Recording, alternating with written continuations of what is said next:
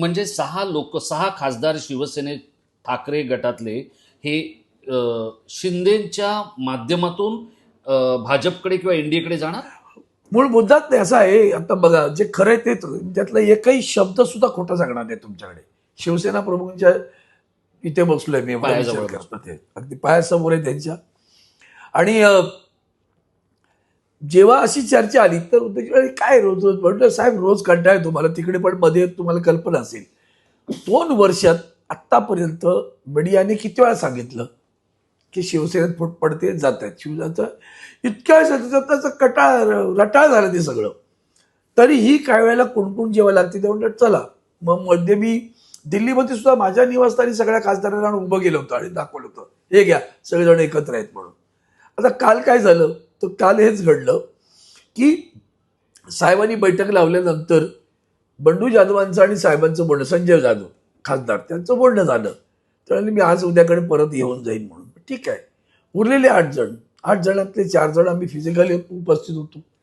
4 जणांचे 4 मोबाईलवर साहेब असे मोबाईल घेतले आणि साहेबांनी 4ही जण दाखवले, बघा तुम्ही सगळेजण लाईनवर आहात. आणि मग मस्त हसत खेळत गप्पा मारल्या, सांगितलं सांभाळ रे, त्या ओमराजेंचा मुलगा आजारी आहे, काळजी घे, काय असेल तर सांग मला. या संजय देशमुखांचं अभिनंदन केलं. नागेश पाटील अष्टीकरांचा मुलगा निवडणूक लढवतोय, त्याला विजयी होऊन ये म्हणून सांगितलं. लाडू घेऊन, विजयी घेऊन पेढे घेऊन ये, याला सांगितलं लाडू घेऊन ये. आणि संजय पाटील तर आलेच होते. यांना त्यांची बिचारीची पत्नी आजारी आहे वागचौरींची, लवकर बरं व्हा, काय असेल तर सांगा. इतकं खेळमेळचं तुम्ही मातोश्री तुम्ही पाहिलेलं आहे असं काही नाही. कुठेतरी बोलत असेल नाराजी कुठेतरी. आता ती नाराजी एकाकडे बोलल्यानंतर ती सांगत असतात. आता नाराजी कशासाठी आहे खरं सांगू का तुम्हाला, काही कारण नाही आता. खरं तर आपण हा विचार केला पाहिजे, मागची लोकसभा आम्ही लढवलो तेव्हा हेच सगळे मंडळी सत्तेत होते का आम्ही? तेव्हाही आम्ही सत्तेत नव्हतो ना. मग तेव्हाही तुम्ही उद्धवजींसोबत राहिलात आणि तेव्हा लोकांनी आपल्याला निवडून दिलं ना. कुठे पैसा होता, कुठे सत्ता होती, कुठे कामं, हे सगळं तेव्हाही 5 वर्ष घडत नव्हतं ना. ते 2.5 वर्षानंतर बसल्यानंतर आणि हे आल्यानंतर कुठलं काम होतंय? नाही होत ना. पण म्हणून पक्ष सोडण्याची पाळी का आली? तर एवढे पैसे आम्हाला निधी मिळत नाही. तर निधी मिळत नाही असं असेल तर त्याच्यावर बोलता येईल आपल्याला, विरोध केला, कोर्टात जाता येईल, काहीतरी करता येईल.